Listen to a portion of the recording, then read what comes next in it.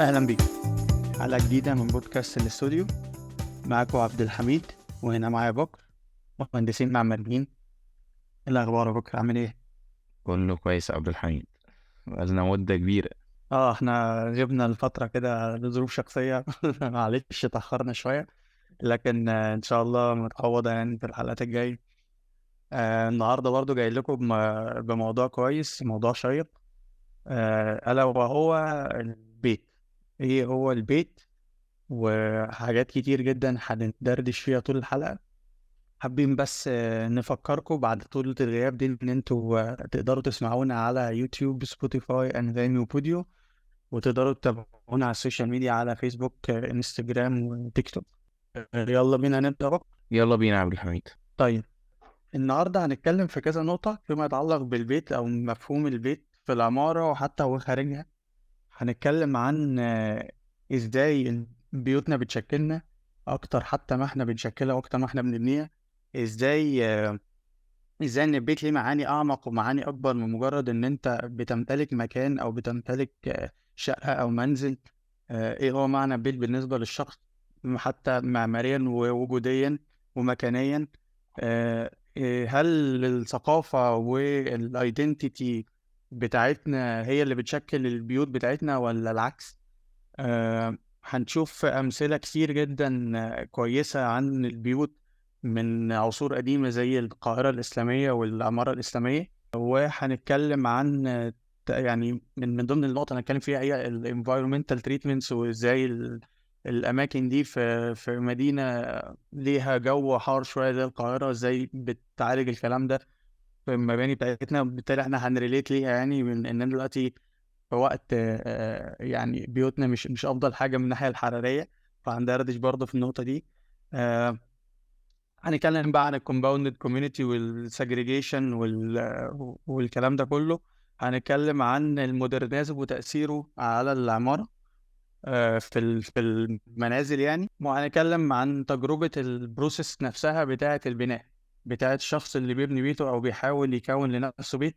البروسيس اللي المفروض يمر بيها ودور الاركتكت في البروسيس دي اهم حاجه. اهم حاجه الاركتكت المفروض ياخد باله منها. فهنخش معاكم وهندرس معاكم في كل النقط دي. وخلينا بكره نبدا معاك باول نقطه، وازاي المباني بتشكلنا واكتر حتى ما احنا بنشكلها. طيب، مبدئيا يعني أول نقطة بنتكلم عليها هو ازاي المبنى نفسه بيشكل شخصية ازاي المبنى نفسه بيشكل شخصية الإنسان اللي عايش فيه.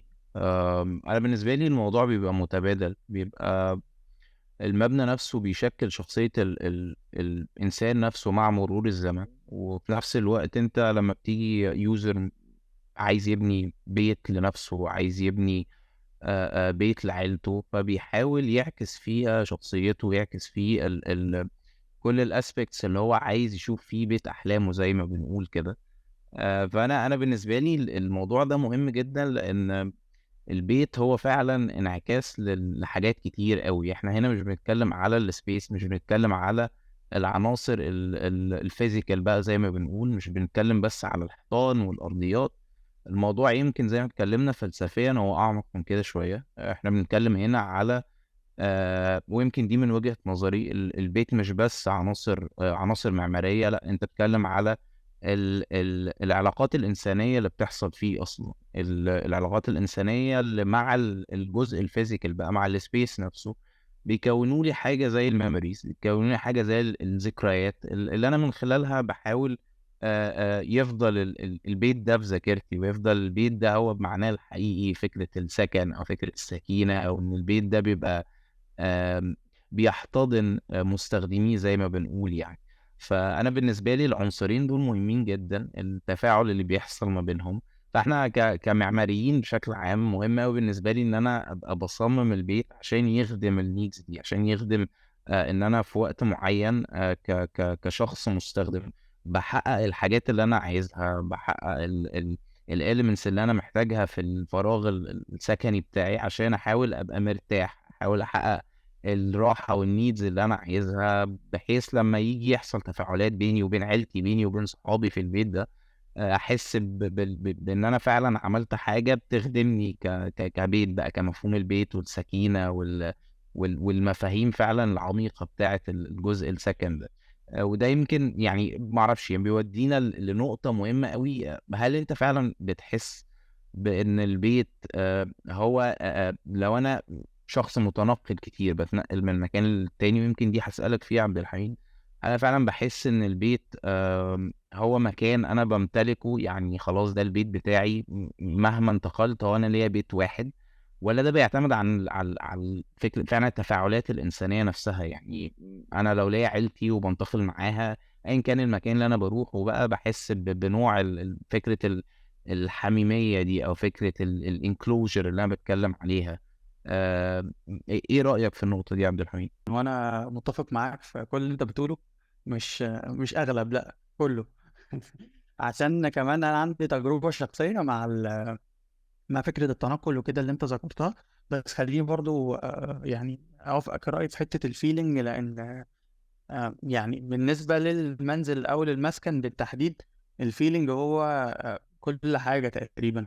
لان انت حتى لو انت قاعد في بيت زي ما بيقولوا كده بالمصري متشطب سوبر لوكس، بس انت مش مرتاح من ناحية بقى كل حاجة، مش مرتاح في الفراغ حراريا، الإضاءة مش كويسة، الفراغات، العلاقات ما بينها مش مظبوطة، انت مكشوف مثلا، او برايفسي بتاعتك اللي انت محتاجها مش موجودة، فانت مش مرتاح.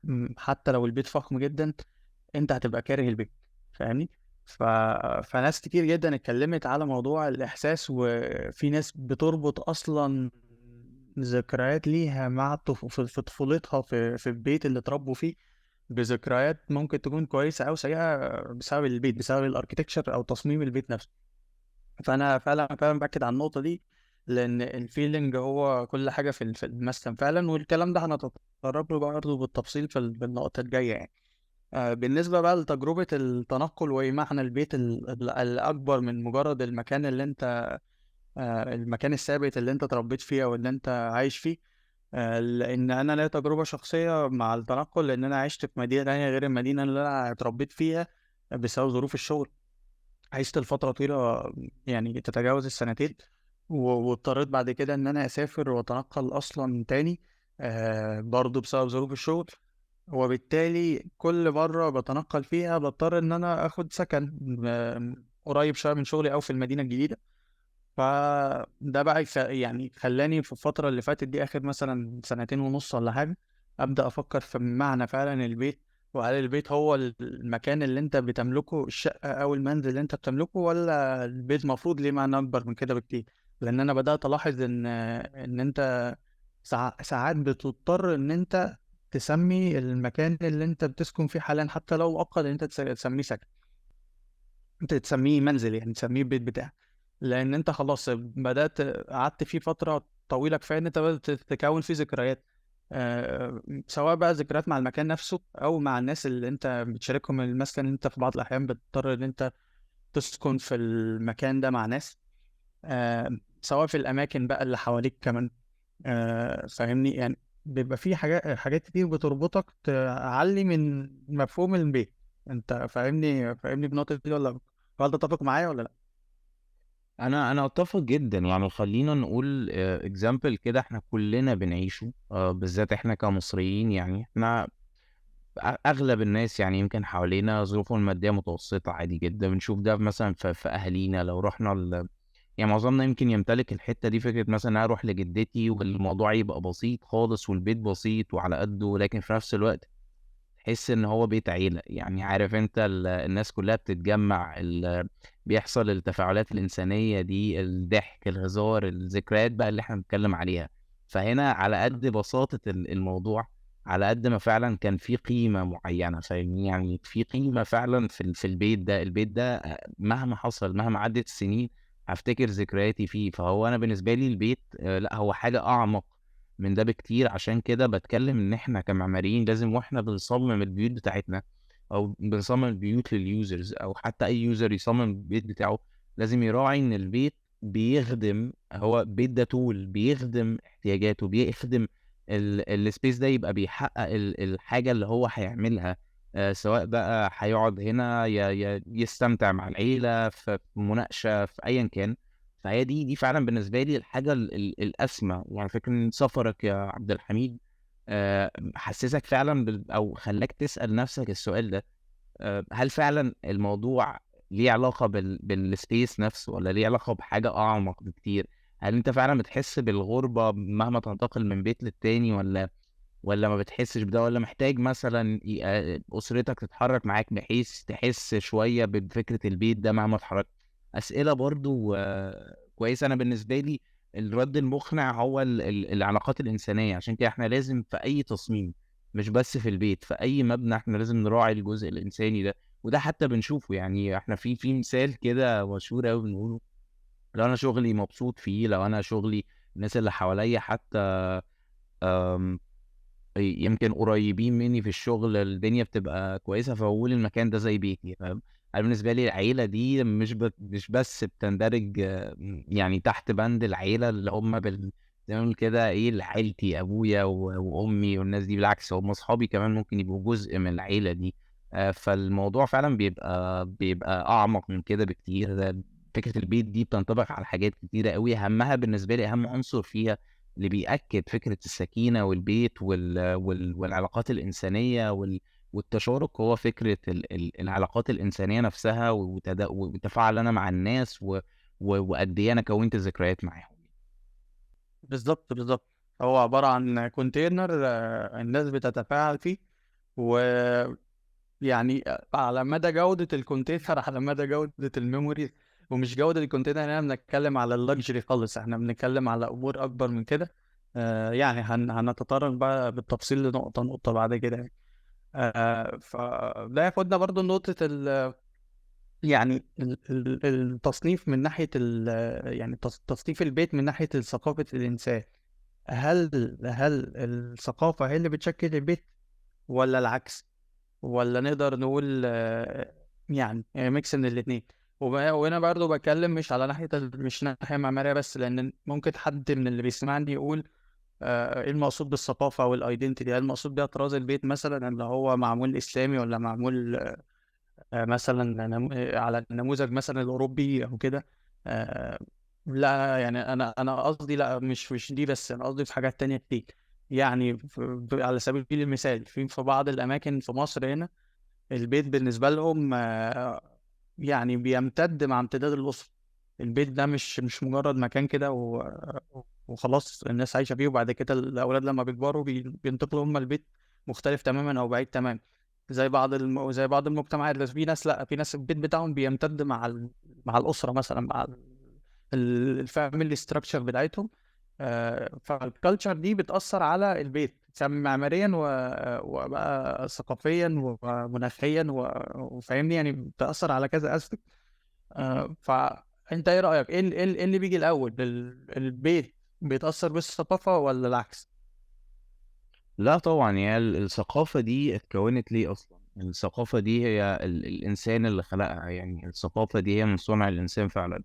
الidentity والهوية مم. وكل ده هي حاجات انعكست للعلاقات الإنسانية أو التفاعلات الإنسانية، سواء بقى في البيت أو المدينة. يعني ممكن نتكلم على scale أوسع، لأنها نفس المنطقة اللي بنتكلم عليها. فهو فكرة الثقافة نفسها والidentity هي فعلًا اللي بتأثّر على البيت بشكل كبير. هي اللي بتخلّي فعلًا بتنعكس على البيت. شُفناه، يعني بنشوفه ده حتى في الثقافة بتاعتنا إحنا، الجزء الإسلامي متأصّل فينا أوي من زمان. فإزاي ده أثّر على البيوت بتاعتنا؟ أثّر على التخطيط أصلًا بتاعنا، الشوارع الضيّقة المتعرّجة، البيوت بتاعتنا اللي فيها العناصر بتاعة الخصوصية، فكرة إن أنا أدخّل الكورت جوّه البيت أو الفناء جوّه البيت عشان أحس بنوع من أنواع الخصوصية، وفي نفس الوقت يبقى عندي جزء natural أو جزء طبيعي أتفاعل معاه. ما كل ده انعكس لإن إحنا كمسلمين كمجتمع أصلًا، مجتمع مش هاقول منغلق، بس بنحب نوع من أنواع الخصوصية، لإن إحنا عندنا قِيَم مختلفة عن المجتمع الأوروبي. فالموضوع بيختلف تمامًا على مستوى البيت. بيختلف عن إن أنا بس أدّي view حلو، بيبقى باشوف المكان كُلّه أو أشوف المنطقة كُلّها والشبابيك كبيرة. الموضوع مختلف عندنا، البيئة، المناخ نَفْسه مختلف عندنا. فلازم أعكس المبنى بتاعي، أعكس الثقافة بتاعتي، أعكس الاركتكتشر او حتى الاربن بتاعي على ثقافه المجتمع والهويه بتاعته. ده نقدر نعكسه برضه على فكره على الاربن. انا بالنسبه لي البيت مش المبنى بس، البيت ده هو المدينه كلها. انا بالنسبه لي بالظبط. المدينه نفسها بينطبق عليها الجزء ده، جزء الهويه، جزء ان انا احس فعلا في المدينه دي ان انا جزء من المدينه دي، ان انا بيتم احترام المقياس الانساني مثلا. ما بيتمش ما بيبقاش فيه اولويه للعربيات، الشارع ما بتبقاش كبيره، لا بيتم احترام الاجزاء دي.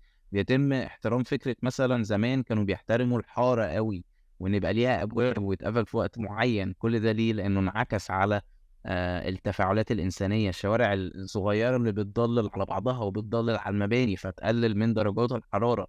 كل دي أفكار انعكست تبعا للمكان اللي أنا موجود فيه، وتبعا للثقافة اللي أنا جاي منها، وعاداتي وتقاليدي والايدنتيتي والباك جراوند. هي دي الأفكار فعلا اللي احنا لازم دايما، يعني مش بقول إن احنا نرجع للقديم، احنا ممكن ناخد منه ونطوره، ممكن نستخدم التكنولوجيز، وانا مع دايما ان احنا نشوف ايه الجديد ونطوره، لان احنا عندنا تولز لازم نستخدمها باقوى او باكبر كفاءة. فبالنسبة لي دي اكتر حاجة مهمة، ان انا دايما لازم ما اقلدش، لازم ابص للمعطيات اللي عندي واحاول اعكس البنى، المبنى او المدينة بتاعتي تبعا للمعطيات اللي عندي فعلا. طيب ده كلام جميل جدا. ممكن اخدك بقى من الحته دي. معلش هستعجل النقطه دي شويه، الا وهي المودرنزم. بعد ما احنا اتكلمنا على التاثير الثقافه الاسلاميه في المدينه نفسها زي القاهره القديمه مثلا وشارع المعز والاماكن دي، ازاي الثقافه الاسلاميه اثرت على العماره من اول التخطيط العمراني لحد اصغر فراغ في المدينه يعني. ازاي بقى احنا اتغيرنا بعد المودرنزم ما ظهر، بعد دخول المودرنزم وزي ما تقول العولمه جلوبلايزيشن، ان خلاص العماره زي ما انت بتقول كده بقت خلاص يعني في الديجيتال ايج بقت موجوده في كل مكان. تقدر تشوف العماره اللي بتتعمل في الصين زي اللي بتتعمل في روسيا زي اللي بتتعمل في امريكا.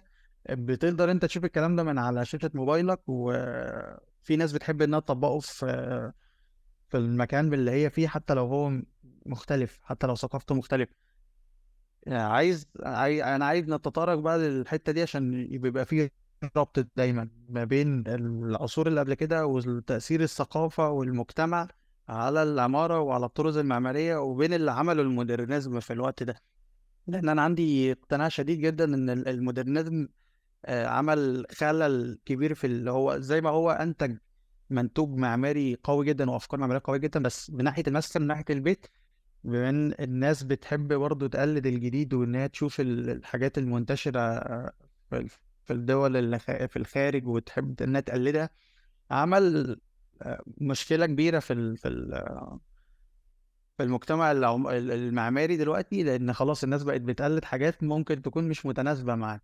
فانا شايف ان ده تأثير المودرنزم، وده الكلام ده مش من وليد اللحظة، يعني الكلام ده بقاله عشرات السنين طبعا. ف هل انت شايف تأثير المودرنزم ايجابي ولا سلبي، او من انهي ناحية؟ هو انا يمكن يا عبد الحميد هتكلم في نقطة ان هو بعدنا شوية عن الهدف الرئيسي من الاركتكتشر فعلا.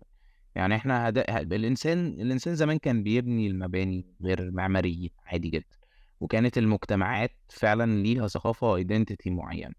أم، فانا الفكرة كلها ان احنا حدنا شوية عن الغرض الرئيسي، وهي ان انا ببني في الاخر الانسان، ان انا ببني عشان راحة الانسان، عشان الانسان يحس ان هو فعلا في مكان بيستخدمه بكفاءة اكبر. دي مشكلتي بالنسبة للمودرنزم، ومشكلتي كمان بالنسبة للستاندرز. احنا كمجتمعات يمكن شرقية شوية، معظم المجتمعات الشرقية بقى مستوى المعيشة فيها قليل، فاحنا طبيعي بنبص المجتمعات الغربية طول الوقت، فبنحس ان هم عملوا حاجات معينه من غير طبعا ما نشوف فعلا البروسس اللي عدوا بيها.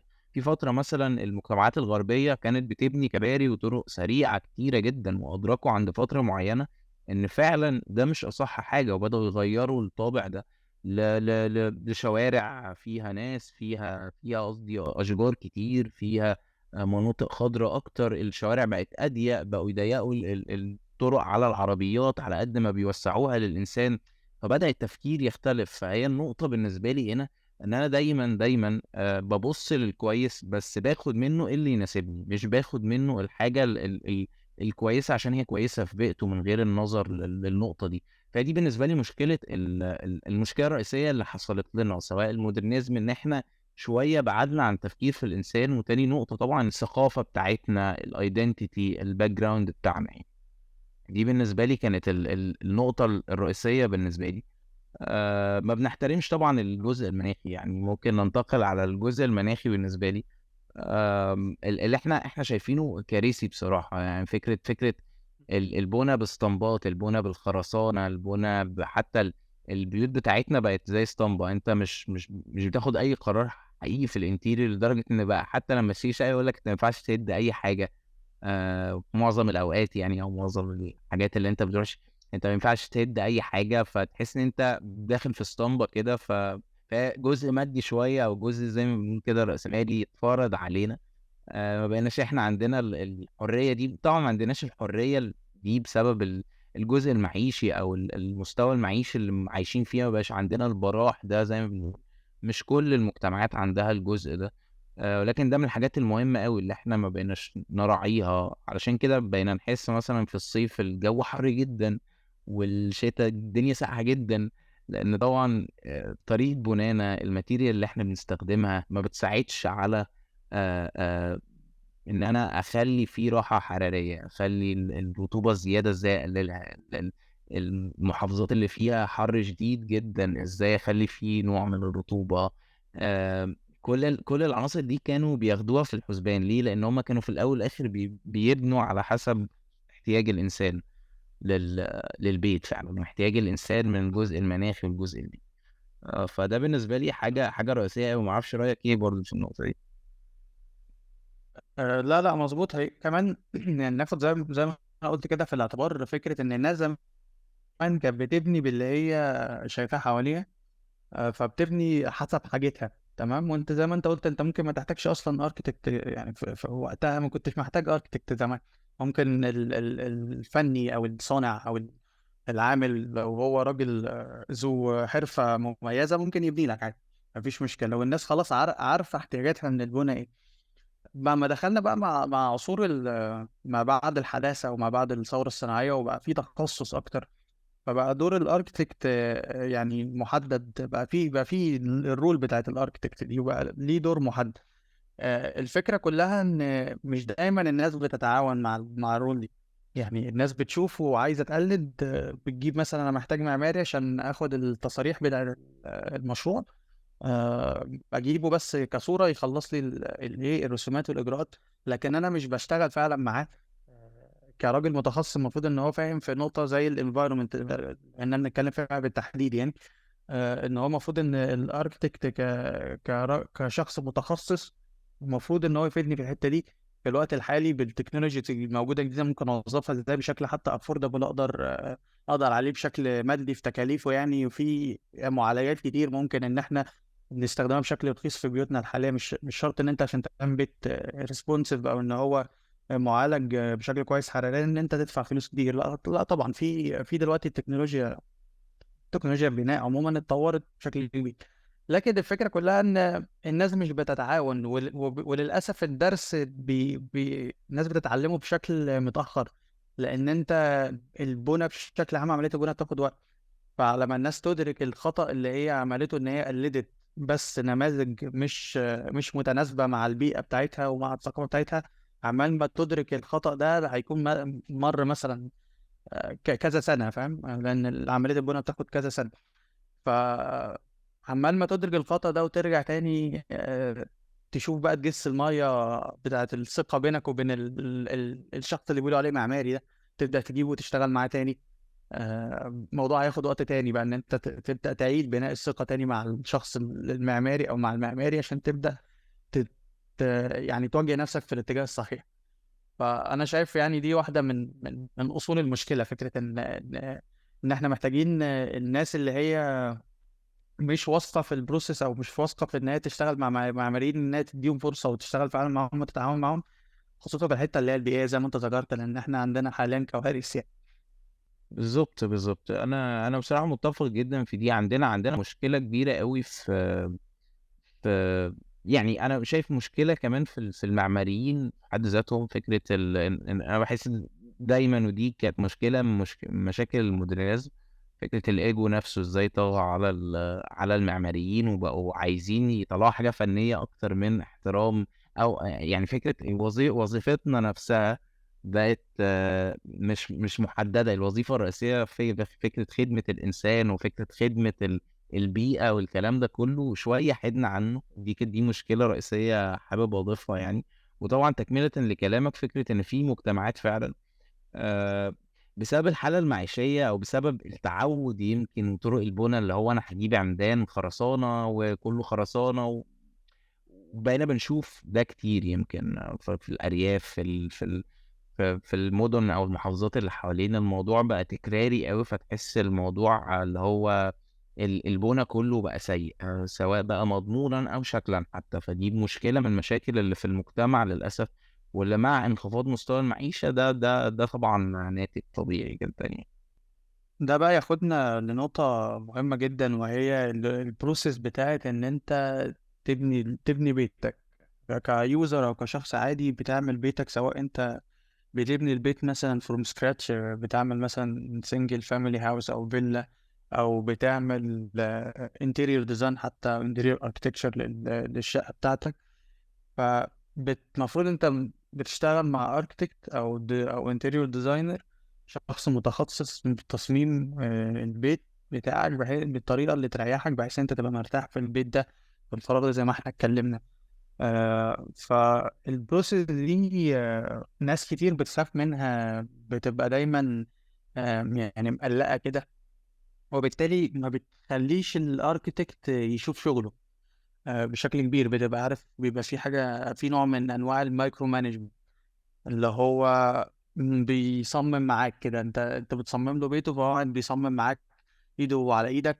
وبالتالي أنت كراجل مصمم أو architect ما بتاخدش حريتك أوي في الprocess، ما بتطلّعش حاجة يعني طبقًا للseries وطبقًا لأصول التصميم، ما بتطلّعش حاجة مضبوطة، لأن المالك دايمًا أو العميل دايمًا بيعدّل معاك إيده على إيدك يعني زي ما اتكلمنا. فبيبقى ففي بعض الناس بتبقى ضاغطة أوي على الarchitect اللي معاها والمصمم اللي معاها في النقطة دي، عشان بتبقى متخوّفة منه. كون إن البيت ده بيبقى استثمار طبعًا زي ما إحنا عارفين، استثمار طويل الأجل جدًا يعني. وبالتالي في ناس بتخاف، كون كمان إن هو مُكلِّف، لإن أنت طبيعي بناء البيت أو تشطيبه حتى بيبقى مُكلِّف جدًا. ده مصدر القلق، وطبعًا إحنا كلنا بنبقى متفهمين ده. بس لازم تبقى واثق طالما أنت اخترت شخص متخصص، أنت شُفت شغله أو في سابق أعمال ليه، وأنت واثق إن هو بيطلّع شغل كويس، فالمفروض تدّي له بعض الأريحية إن هو يشوف شغله عشان يبدأ يطلّع لك product كويس. تمام. يعني أنت إيه رأيك يا بكر في الموضوع ده؟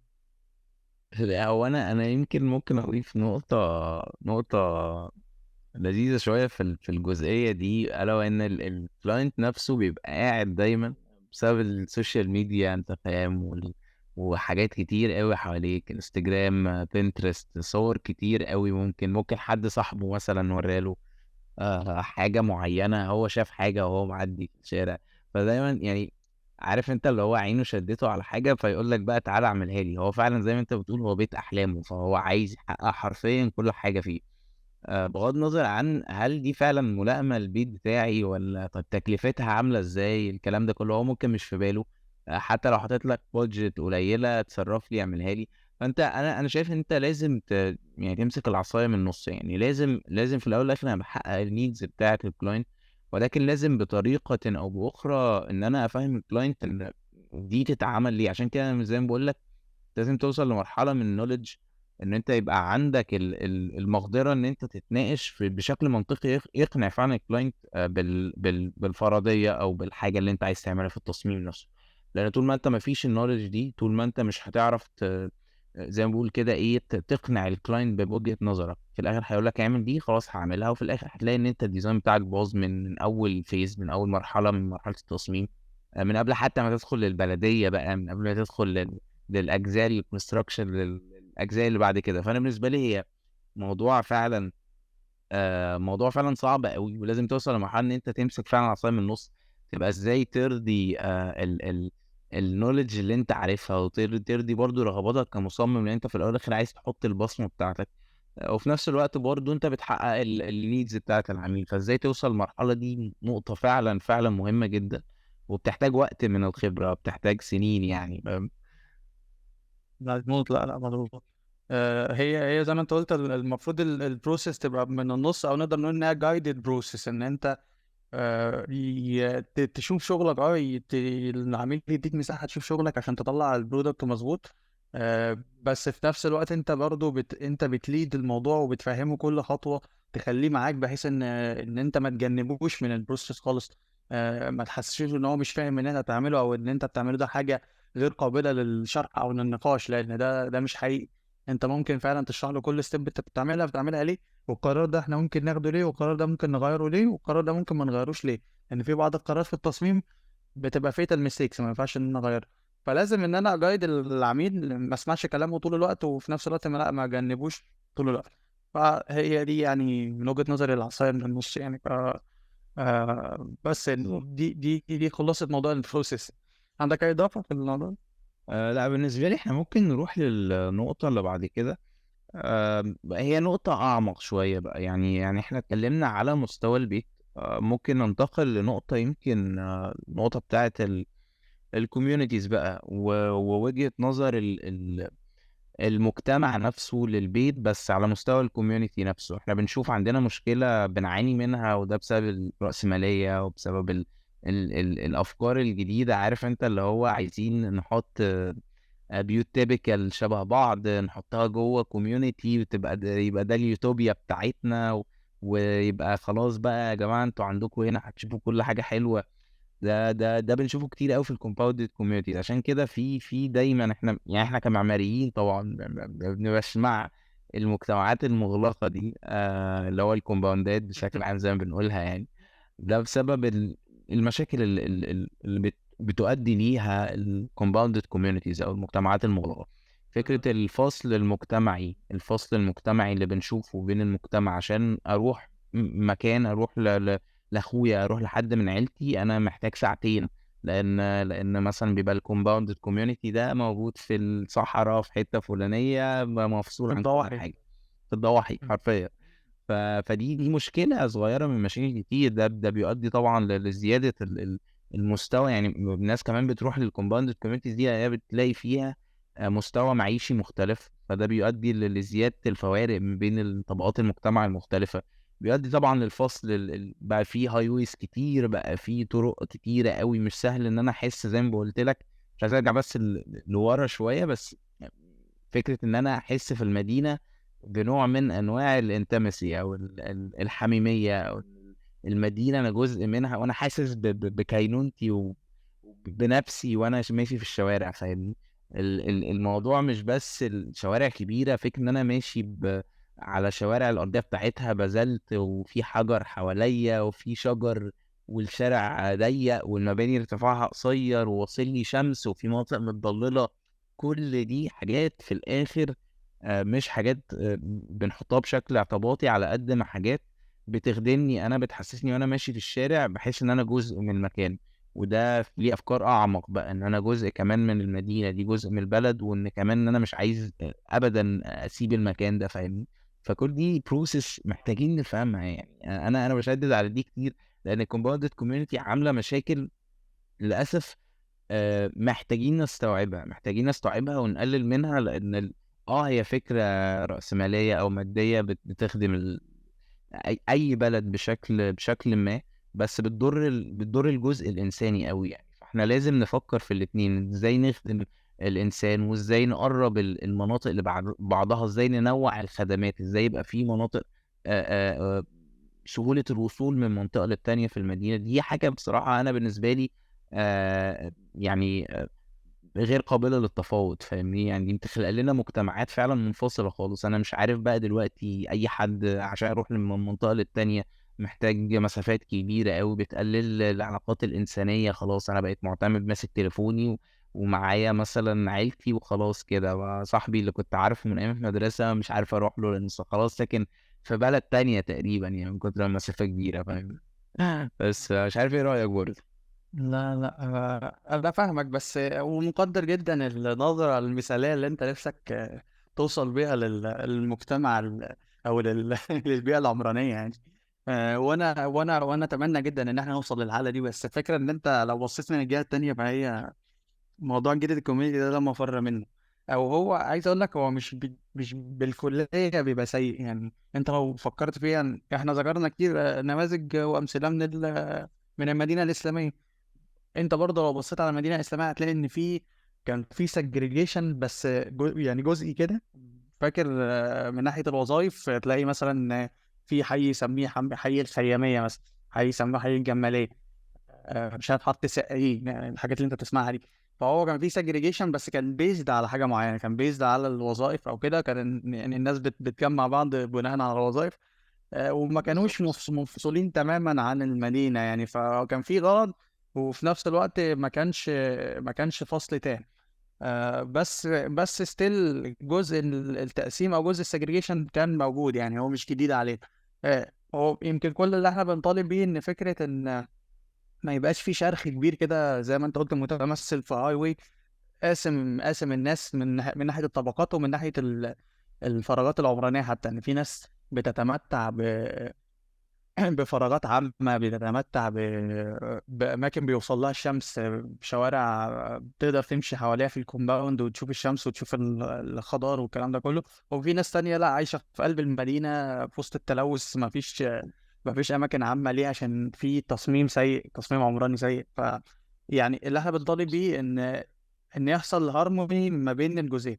ما فيش مشكلة لو في كومباوند هيتعمل عشان طبقة معينة او لناس ليها دخل معين، يعني ده اتس اوكي، ده بيحصل في اي دوله في العالم. حتى في الدول الاوروبيه اللي هي تعتبر مثال للمدن الانسانيه حاليا يعني. لكن احنا بنطالب ان الموضوع ما يبقاش اكستريم بالشكل اللي احنا بنشوفه ده. احنا بنشوف الموضوع دلوقتي بشكل اكستريم جدا جدا جدا. ف... فبس يعني ضم بس صوتي صوتك يعني. ما زي ما بقول لك، هي الفكره كلها، يعني الامثله اللي انت ذكرتها دي في منها لحد دلوقتي على فكره. الفكره كلها الغرض اللي انت بنيت المناطق دي عشانها، او ليه المنطقه دي بقت مثلا منطقه منغلقه على نوع معين من الناس. هي دي الفكره فعلا يعني. ده ما اداش مثلا بالعكس، يعني بتشوف منطقتين جنب بعض او قريبين من بعض، بس دي منغلقة او على ناس معينة بسبب وظيفة معينة، تجارة معينة. حاجة زي مثلا عندنا في اسكندرية حتى كان في تقريبا جزيرة الصيادين قبل ما تتهد، كانت برضو فيها كوميونتي كامل للصيادين في نفس الفكرة.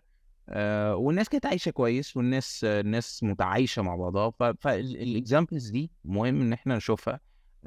ما عنديش مشكلة مع الكومباوندد كوميونيتيز او الجيتد كوميونيتيز لو فعلا الغرض منها غرض انساني، غرض موجود يا جماعة الكوميونتي دي لانه قريبين من شغلهم، فبيستخدموا البيوت لازم تبقى قريبة، فعملوا كوميونتي. والكوميونتي نشأ على احتياجات الناس. تلاقي مثلا كل شخص بيطلع من بيته المركب جنب بيته. فقد ايه الموضوع بالنسبه له مريح. فبالنسبه لي انا مش كشخص بني ادم عايش هناك انا مبسوط جدا، الدنيا مستقره. عكس بقى الجيتد كوميونيتيز بقى بنتكلم بافكارها الحاليه. يمكن الجيتد كوميونيتيز بفكره الانحلال الشديد، المثاليه الشديده. يعني للاسف الشركات حتى دلوقتي زي ما بنقول كده بتسوق لها على اساس ان هي الحلم، او اللي هو يا جماعه انتوا لازم تطلعوا بقى من اللي انتوا فيه ده. فبتبقى بالنسبه لي حاجه غريبه. ده ممكن يوصلنا لفكره النقطه يمكن الاخيره بالنسبه لي. وانا بسميها النو فيلينج اركتكتشر، يعني العماره اللي من غير روح يمكن، فاهم؟ بتشوفها كتير في معظم الجيتد كوميونيتيز برضو، او في مناطق كتيره حتى. بتشوف المباني كلها شبه بعض. بتشوف عارف انت اللي هو ما بتلاقيش مثلا المحلات كتير موجودة، مثلا تلاقي الشارع ضلمة دايما، تلاقي عارف ما فيش روح بيبقى في المناطق دي. انا عايز لازم اعرف تروح اولا. المول، لازم تروح المول. لازم مفيش محلات. لازم اروح المول، لازم حرفيا اروح دايما انا بصورها كده كأنك لو ماشي في شارع، والشارع ده ما فيش اي مثلا محلات حواليك، ونفس الشارع ده شماله بالظبط وفي محلين ثلاثه، انت هتمشي في انهي شارع؟ تمشي في الشارع اللي فيه محلين ثلاثه. ده بيديك نوع من الامان، بالظبط. بيديك نوع من الطمأنينه، وزي ما بقول كده بيدي روح للمكان. العشوائيه الانسانيه دي احنا فعلا محتاجينها في مدننا. زي ما بتشوف كده مناطق كتيره زي وسط البلد في القاهره، الكوربه، حتى في اسكندريه، في في منطقه محطه الرمل والمنشيه. ليه المناطق دي فعلا احنا بنحب نقعد فيها؟ لان مليانه روح، مليانه محلات، مليانه قهاوي. ده بقى اللي بتكلم فيه، ان انت يبقى فكره الروح، فكره الاختلاف، الانسان بيضيف بصمته. الموضوع ده مهم، مهم فعلا نفسيا ومهم مجتمعيا وتخطيطيا جدا. لازم الانسان يضيف بصمته. ولازم احنا يعني كمعماريين بقى، او حتى كمتخذي قرار، ان احنا نحاول نحقق رغبات الانسان، بس بشكل طبعا زي ما بيقولوا ايه، راقي. نبقى احنا عندنا النظره اللي بتخدم فعلا الانسان في المنطقه دي. بالظبط. بالظبط، يبقى بشكل منظم وما يضرش بحد يعني.